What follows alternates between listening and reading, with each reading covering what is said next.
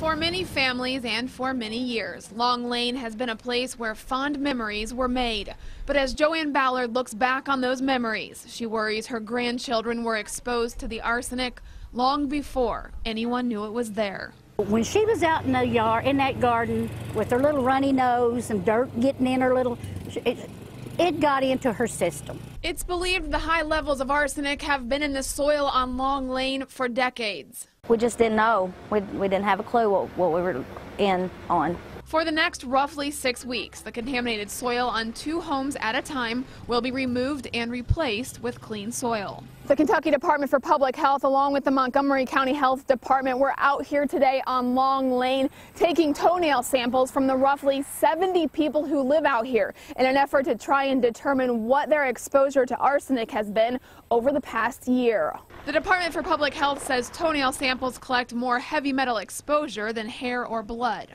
We have great University of Kentucky researchers here with us, and so once they get all the numbers, they are going to provide us as well as the families some sort of description about what it could mean. But now Ballard says regardless of what the tests say and regardless of the new clean soil, the damage has already been done. Even if they do what they promise, living here may be better, but the impact and the devastation that we've already went through, our mental anxieties, I don't think that's ever going to leave us.